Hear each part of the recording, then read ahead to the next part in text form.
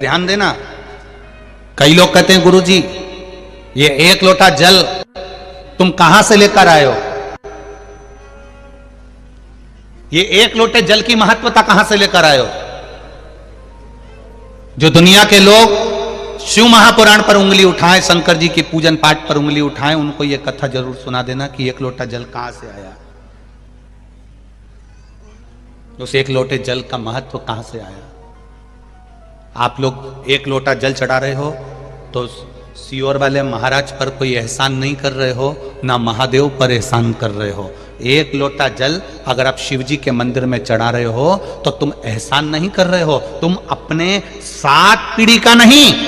उज्जैन के महाकाल के मंदिर के पास में ऋण मुक्तेश्वर मंदिर में लिखा हुआ है, एक लोटा जल से 7 पीढ़ी नहीं तरती, 71 पीढ़ी तार रहे हो। किसी सियोर वाले महाराज का या फिर महादेव पर तुम एहसान नहीं कर रहा है, आपकी जिंदगी आप तार रहे हो, आपका जीवन आप सफल कर रहे हो, आप अपना जीवन सार्थक कर रहे हो।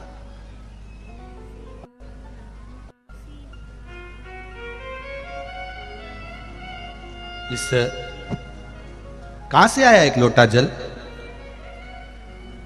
दधीचि ऋषि की धर्मपत्नी का श्राप सबको लग गया, देवताओं को, सारे देवताओं को श्राप लग गया। देवताओं के घर में संतान नहीं हो रही क्योंकि इनको श्राप था कि तुम्हारे यहां संतान नहीं होगी।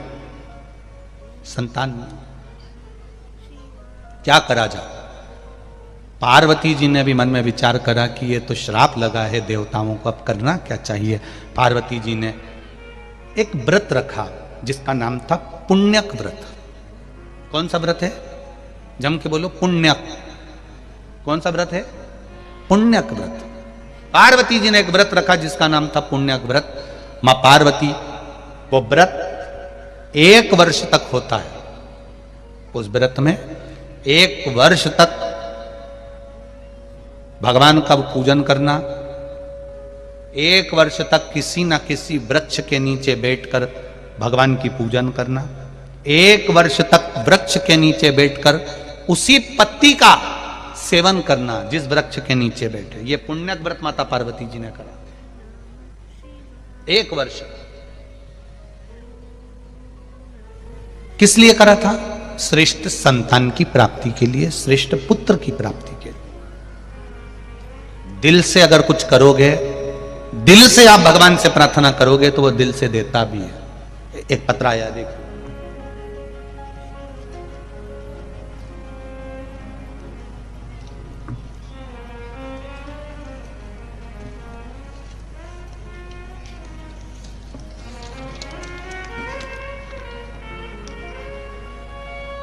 श्रीमती राजकुमारी ठाकुर, पति श्री रमेश सिंह ठाकुर, ग्राम पलारी, जिला बालोदा बाजार, भाटापारा। कहीं बैठी हो तो हाथ हिलाइएगा। आप ही हैं, दोनों हाथ हिला दो एक बार। श्री शिवाय नमस्तुभ्यम, एक बार वापिस हिला दीजिए। श्री शिवाय नमस्तुभ्यम। मेरे भोले बाबा का क्या बखान करूं गुरुदेव, मेरे पास शब्द नहीं है। मेरी झोली मेरे बाबा ने भर दी है। मेरे पुत्र एवं पुत्र वधू ललिता नम्रता ठाकुर, जिनकी शादी को 14 वर्ष हो गए थे, 14 वर्ष होने पर भी उनके यहाँ संतान का सुख नहीं था। सारे डॉक्टरों को गांव से लेकर शहर तक इलाज करवाया, टेस्ट भी करवाया, पर संतान का सुख नहीं हुआ। डॉक्टर ने भी मना कर दिया कि 14 साल हो गए हैं, अब मुश्किल है क्योंकि इनको संतान का सुख नहीं हो पाएगा। सब आस छोड़ दी।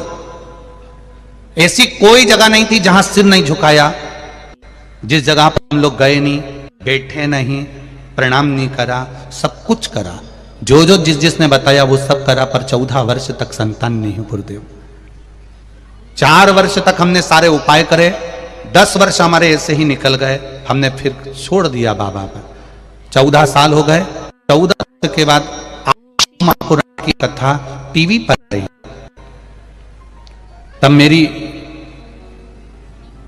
बहन ने मुझे किया शिवपुराण कथा का। मैंने पुत्र वधू से कहा कि कथा सुनो, और पुत्र वधू से कहकर 8/10/2022 के पहले हमने बाबा देव आदित्य महादेव का वही अनुष्ठान करना प्रारंभ कर दिया। सफेद आंकड़े की जड़ शिव मंदिर में जाकर शंकर भगवान के ऊपर से 21 बार घुमाकर तुमरुका जी का नाम लेकर कमर में बांधी, और जैसा आप कहते हो जल का और बेलपत्र का महत्व वैसा कि वैसे ही करा। बाबा की कृपा से 8/10/2022 को मेरे बाबा ने मेरी बहू के गर्भ से 2 बच्चों को जन्म दे दिया। ये शिव की कृपा है, दोनों बच्चों का। और देखिए गुरुदेव, जहां पर डॉक्टर बोल रहे थे एक संतान नहीं होगी, मेरी बहू के गर्भ से एक पुत्र भी हुआ और एक पुत्री भी हुई है। दोनों के फोटो लगा रही हूं, उनके फोटो भी मैं लगा रही हूं, आप फोटो भी देख सकते हैं, एक पुत्र और एक पुत्री का फोटो। ये शिव है, ये शंकर है, ये औघड़ी है। मैं एक पुत्र और एक पुत्री का फोटो भी लगा रही हूं, जो 14 वर्ष के बाद एक पत्र हो रहे, देखिए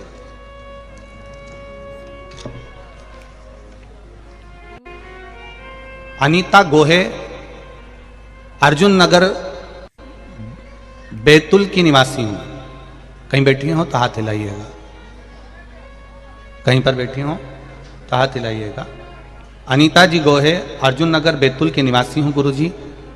आपकी कथा टीवी पर 2020 से सुनना प्रारंभ करा।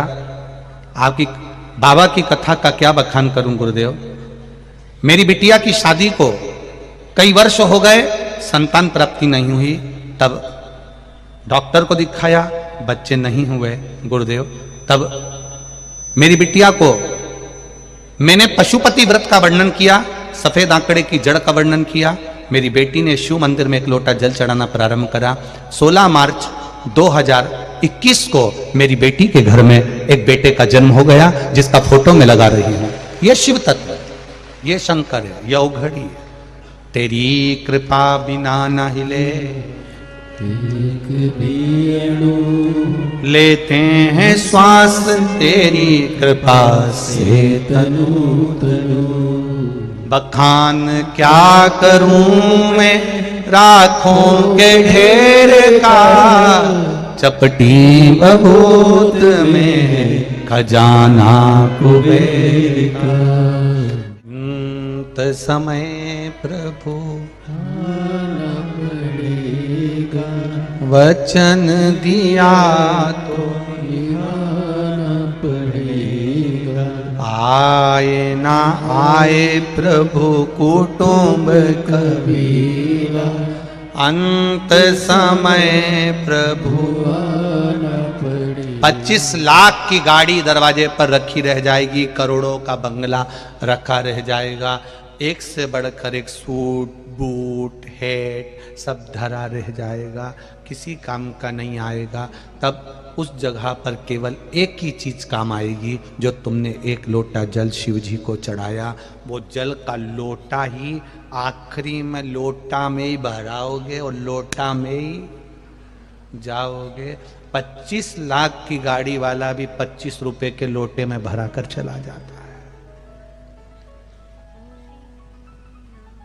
25 लाख की गाड़ी। इसलिए मेरी छत्तीसगढ़ की बहनों, जीजियों और मेरे छत्तीसगढ़ के जीजाओं, एक बात का स्मरण रखिएगा अपने पास में। समय की अवस्था को पहचानना, जल के महत्व को पहचानना। व्रत करो मना नहीं, तप करो मना नहीं, साधना करो मना नहीं, भजन करो मना नहीं, कीर्तन करो मना नहीं। वो भजन, वो साधना, वो व्रत, वो उपास तुम्हारा भगवत भजन को प्राप्त करने का। लोग पूछेंगे एक लोटा जल कहां से लेकर आए हो महाराज। पूरी दुनिया में सबको लगता है कि ये एक लोटा जल चढ़ाने का महत्व समझाते हैं, बेलपत्री चढ़ाने का बताते हैं, बेलपत्री खाने का बताते हैं, शिवजी पर चावल चढ़ाने का बोलते हैं, धतूरा चढ़ाने का बोलते हैं, दुर्वा चढ़ाने का बोलते हैं, शिवजी को समी का पत्ता चढ़ाने को बोलते हैं। कभी विचार करिएगा, कभी स्मरण करिएगा। कभी आपको बोला इस व्यासपीठ से कि शंकर जी के मंदिर में जाकर इतने लाख रुपए दिया ना, या ऐसा कर देना, या तुम्हारा खर्च करने की कभी बात नहीं करी होगी। बात करी होगी तो केवल एक लोटा जल या एक बेलपत्र की, और बेलपत्र की भी बोली होगी कि शिव जी पे चढ़ा हुआ ही तुम तो उठाकर चढ़ा दो, उतने में भी आनंद हो जाएगा। बोला कि नहीं बोला? उतने में भी सुख हो जाएगा। उस एक लोटे जल का प्रमाण क्या है? पार्वती मैया ने व्रत करा, जिस व्रत का नाम था पुण्यक व्रत, और उस पुण्यक व्रत का जो बल था, उस पुण्यक व्रत का जो प्रभाव था, उस पुण्यक व्रत का जो आनंद था, 1 वर्ष तक उस व्रत को करना था और 1 वर्ष के बाद उसका उद्यापन करना था। 1 वर्ष के बाद उसका उद्यापन माता पार्वती जी कर रही हैं, क्योंकि उनके घर में संतान नहीं है। दधीची बाबा की धर्म पत्नी का जो श्राप लगा सारे देवताओं को लगा है संतान के लिए, संतान नहीं होगी तो दुख है भीतर से, करूं क्या? तब पुण्यक व्रत करा। 1 वर्ष का व्रत माता पार्वती जी ने एक पेड़ के नीचे बैठकर करना, उसकी पत्नियों को खाना और भगवान का पूजन करना। जब पुण्यक व्रत 1 वर्ष का हो गया, तब शिव जी से माता पार्वती जी ने कहा, आज मेरा पूरा हो गया, अब मैं उद्यापन करना चाहती हूं, अब मैं उद्यापन कर दूं।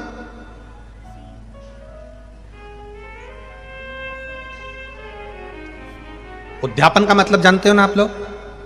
व्रत पूरा होता है, पशुपति व्रत पूरा हुआ, 108 दाने आपने चावल के चढ़ाए या बेलपत्री के चढ़ाए या आपने फूल की पंखड़ी चढ़ाई, कुछ भी चढ़ाया, चढ़ाते हो ना 108 दाने, या एक श्रीफल भेंट के साथ शिव जी को दिया। जब तुम्हारा 5 पशुपति व्रत पूरे हो गए, तब तुमने 5वें व्रत के दिन ही यह सब कुछ कर दिया कि आज मेरा 5वां व्रत पूर्ण हो गया, आज मेरा उद्यापन हो गया,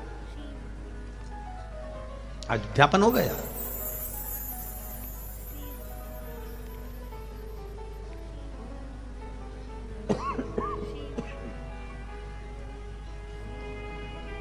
अब उद्यापन का मतलब क्या होता है कि जैसे कोई प्लाट तुमने लिया, समझना थोड़ा बहुत अच्छे से, ध्यान से समझना उद्यापन का मतलब। तुमने प्लाट लिया, तुमने जमीन ली, तुमने मकान लिया, मकान में तुम रहने भी लगे, प्लाट में तुमने घर भी बना लिया, पैसे भी पूरे दे दिए, लाखों रुपए दे दिए, जमीन पे रह रहे हो, मकान बना लिया, प्लाट ले लिया, या मकान में रह रहे हो, पैसे भी दे दिए पूरे, रह भी रहे हो, 15 साल हो गए, 20 साल हो गए, 25 साल हो गए रहते रहते, पर तुमने उस प्लाट की, उस मकान की अगर रजिस्ट्री नहीं कराई तो वो मकान तुम्हारा होगा क्या? जम के बोलो जरा।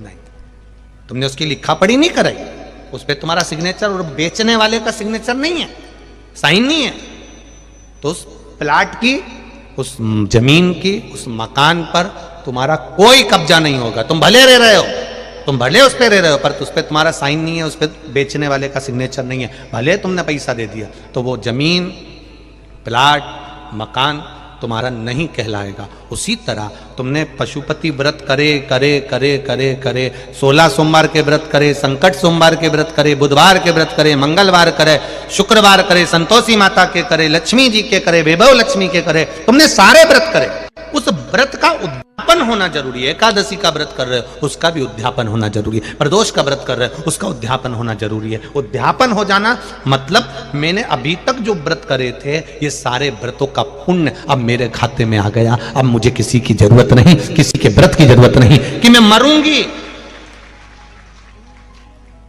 आपके मरने के बाद पंडित जी, ब्राह्मण देवता संकल्प छुड़वाएं और एकादशी दिलवाएं। बहू से कहें 5 एकादशी दो, बेटों से कहें 4 एकादशी दो। यहां देते कि नहीं देते? अरे बोलो तो जम के। किसी के मरने के बाद 12वें 13वें में एकादशी दिलवाते हैं। अगर आपने एकादशी करी है और आपने एकादशी कर कर उसका उद्यापन करा है, तो एकादशी का उद्यापन कर दिया मतलब आपने इतनी एकादशी करी, उसका पुण्य तुम्हारे खाते में है। कोई तुमको एकादशी नहीं भी देगा तो भी तुम बैकुंठ जरूर जाओगे, क्योंकि सील ठप्पा लग गया। उस उद्यापन का मतलब यह है कि हमारा करा हुआ व्रत हमारे खाते में पहुंच गया। कई लोग घबराते हैं उद्यापन में। 5 व्रत करे पशुपतिनाथ के, 4 व्रत पूर्ण हो गए, 5वां व्रत करने के लिए जाओ तो एक श्रीफल भेंट, 108 बेलपत्र या चावल जो भी लेकर जा रहे हो, शिव जी को एक एक कर समर्पित करते जाओ। श्री शिवाय नमस्तुभ्यम, श्री शिवाय नमस्तुभ्यम। दिए लगा दिए, दिया ले लिया, प्रसाद के हिस्से कर दिए, एक हिस्सा ले लिया, वापिस घर पर आए। 5वें दिन फिर वही दिया जला दिया, फिर प्रसाद का हिस्सा पा लिया। 5वां व्रत पर तुमने उद्यापन कर दिया, मतलब तुमने शिव को समर्पित कर दिया। अब वो व्रत तुम्हारा है।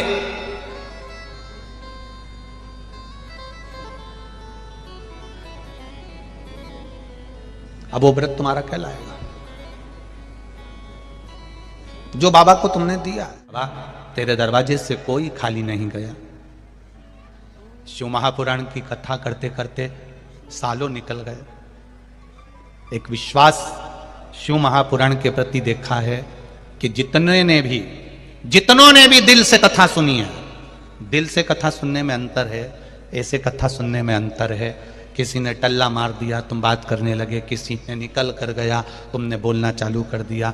कोई कुछ कह रहा है, ध्यान उधर लगा लिया, कोई ने कुछ बोल दिया, ध्यान उधर चले गया। 7 दिन पंडाल में एक जगह पर बैठकर 7 दिन ये लोग आते हैं कथा सुनने के लिए। आप लोग आते हो, शहर के लोग तो रोज आते हो, रोज जाते हो, पर कभी मेरे भोलेनाथ जी से इतना कह देना कि इन पत्र में एक पत्र मेरा भी रखवा देना।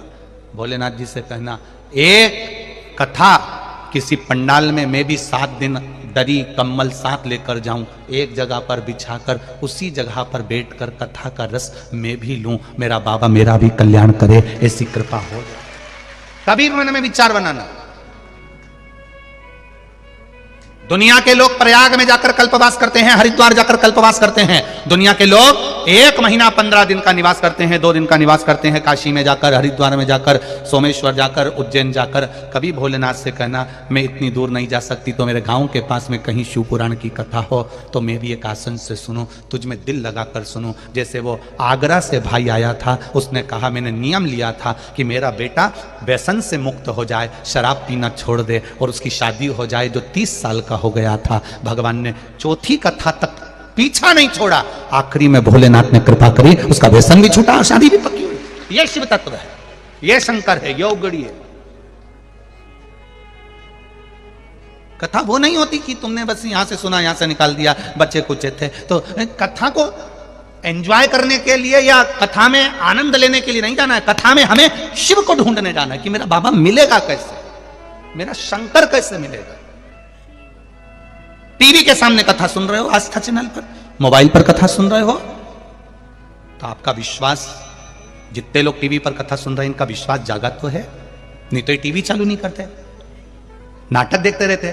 क्यों आस्था चैनल चालू करा, क्यों मोबाइल पर कथा निकाली? नहीं सियोर वाला मारा जा रहा होगा, कथा निकालो। तुमने मोबाइल पर भी भगवान को ढूंढा है, तुमने चैनल पर भी भगवान को ढूंढा है, तो पंडाल में भी कथा सुनने बैठो तो भगवान को ढूंढ कर बैठो कि मेरा भोलेनाथ मुझे मिलेगा, मेरा शंभू मुझे मिलेगा। 14 वर्ष तक जिसकी यहां संतान नहीं हुई, वो सब दूर से जब आज छोड़ देता है, तब वो शंकर की शरण में जाता है, तब वो शिव तत्व की ओर जाता है। सालों साल हो जाती है और औलाद नहीं होती, तब व्यक्ति को लगता है कि अब संतान नहीं हो सकती। आज छोड़ दी लोगों ने 10 साल 20 साल। इस व्यासपीठ ने 25 से 30 साल जिसकी शादी को हो गए, उन तक की गोद में संतान देखी इस व्यासपीठ ने, और उनकी आंख में से आंसू बहते हैं कि मेरे को 30 साल बाद बाबा ने संतान दे दी। ये व्यासपीठ ने देखी है, ये सहज नहीं है। इन पत्रों के ढेर में तुम्हारा भी पत्र आए, तुम भी दिल से बाबा से प्रार्थना करो कि वो तुम्हें स्वीकार करे। एक दिन शिव जी के मंदिर गए, 1 महीना शंकर जी के मंदिर में गए, 1 महीना 2 महीना भगवान के मंदिर में गए, और तुम विचार करो कि मेरा बाबा मेरी झोली भर दे, ऐसा नहीं होता। पहले भगवान पूरा परखता है। तुम जाते रहो उसके दरवाजे पर, जाते रहो, 1 महीना नहीं, 2 महीना नहीं, 3 महीना नहीं, जाते रहो उसके दरवाजे पर, कभी तो सुनेगा, कभी तो सुनेगा। जाते रहो। वो रेलवे स्टेशन गए हो आप लोग कभी? अरे बोलो तो जम के, स्टेशन गए हो रेलवे स्टेशन? रेलवे स्टेशन पर बड़े बड़े माइक लगे होते हैं, अंदर बैठी हुई एक महिला बार बार बोलती है 12 1 2 3 4 नंबर की गाड़ी, ये वाली एक्सप्रेस इतनी बजे इस प्लेटफॉर्म पर पहुंच रही है। एक बार नहीं बोलती वो, कितनी बार बोलती है? 5 बार भी नहीं बोलती वो, तो जब तक बोलती है जब तक ट्रेन नहीं आ जाए। बोलती कि नहीं बोलती? ट्रेन आ गई तो भी बोल रही है। अब क्या बोल रही है? 1 2 3 4 ये एक्सप्रेस 4 नंबर प्लेटफॉर्म पर आकर खड़ी हो गई है। नहीं आई तो भी बोल रही थी, आ गई तो भी बोल रही है, ट्रेन चली गई तो भी एक बार बोली है ट्रेन 4 नंबर प्लेटफॉर्म से छूट चुकी है। उसी तरह जैसे वो कमरे में बैठकर बार बार बोल रही है कि ये ट्रेन आ रही, ये ट्रेन आ रही, तो तुमको धैर्य बंधा देता, आने वाली है, 15 मिनट की देरी है, 20 मिनट की देरी है, कोहरा पड़ गया होगा, आ रही होगी, आ रही होगी, और आखिरी में वो सामने आकर खड़ी हो जाती है। उसी तरह तुम भी शंकर के मंदिर में एक लोटा जल चढ़ाते रहो, श्री शिवाय नमस्तुभ्यम बोलते रहो, आता होगा, आता होगा, आता होगा, आता होगा, और आकर खड़ा हो जाए। आएगा मेरा बाबा आए। ट्रेन का इंतजार करते हो, वो बोलती रहती है आ रही है, आ रही है, आ रही है, 5 मिनट की देरी, 10 मिनट, 20 मिनट की देरी। तुम्हारा मत धैर्य नहीं छूटता, छूटता है क्या धैर्य? तुमने कभी सोचा आधे घंटे की देरी है, मैं तो अब जाऊं नहीं इस ट्रेन से, मैं तो सामान लेके मेरे घर जा रही हूं। नहीं, और आधा घंटा इंतजार कर लो, आधा घंटा रुके तो मालूम पड़ा 1.5 घंटा और लेट हो गई। अब सोचे मैं तो जा रही मेरे घर, अब नहीं जाऊं इस ट्रेन से, नहीं, 1.5 घंटे की तो बात है, और रुको, धैर्य नहीं तोड़ा, और रुको, और रुको, और रुको, और रुको, रुकते रुकते 8 बजे वाली ट्रेन रात को 11-12 बजे आई, तब तुम उसमें बैठी और वो बाई बोलती रही आ रही है, बोलते जाओ आ रही है, आ रही है। तुम उसके मंदिर में जाते रहो, एक लोटा जल चढ़ाते रहो। यह मत सोचना कि गुरुजी ने बोला था 3 महीने का, नहीं नहीं, किसी किसी की फाइल मोटी होती है ना, तो उसको पढ़ने में भी समय लगता है, काटने में समय लगता है, छुपाने में समय लगता है। उसी तरह दुख अगर बड़ा है तो थोड़ा समय लग सकता है, पर धैर्य मत खोना, आएगा जरूर और दुख काटेगा जरूर, ये निश्चित है। धैर्य मत तोड़ना, आएगा, वो मेरा बाबा आएगा।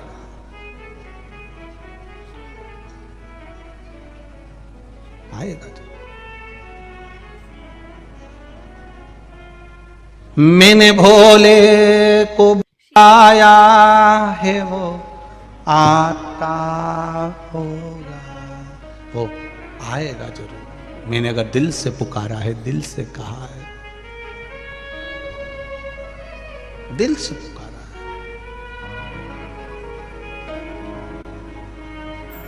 और जब आप दिल से पुकारोगे तो आएगा। सियोर वाला महाराज भले के देता है कि 1 महीना जल चढ़ा कर देखो, 2 महीना चढ़ाओ, 3 महीने में बाबा आपकी झोली भरेगा। पर विश्वास रखकर अगर तुमने 3 महीना भी जाने दो, 2 दिन भी अगर विश्वास रखकर जल चढ़ा लिया, तो वो 3 महीने का इंतजार नहीं करेगा, तेरे पास खड़ा मिल जाएगा। कोई जरूरी नहीं है सभी ट्रेनें लेट आए, कोई जरूरी नहीं है कि तुम सबका काम ही 3 महीने में होगा। कोई कोई ट्रेन बिफोर भी आ जाती है, बोलो सही है कि गलत है? कोई कोई ट्रेन 8 बजे का टाइम है तो उसके पहले ही वहां 2 स्टेशन पहले ही आके खड़ी है। क्यों खड़ी है? इधर से हरी झंडी मिले फिर जाऊंगी। उसी तरह भोलेनाथ भी कभी कभी इंतजार में खड़ा रहता है, स्टेशन के पास में ही। ये लोटा लेके मंदिर आया और मैंने इसका काम निपटाया, कभी कभी वो भी भोर खड़ा है। तुम सोच रहे हो भगवान मेरा काम करेगा, भगवान बोले मंदिर तो आए एक लोटा लेके, वो इंतजार में खड़ा है। एक भक्त लक्ष्मी जी से कहता है, भगवान से कहता है, भगवान मुझे इतनी लक्ष्मी दो, इतनी लक्ष्मी दो, इतनी दो कि मैं कथा कराऊं, मुझे इतना धन देना कि मैं कथा करवाऊं।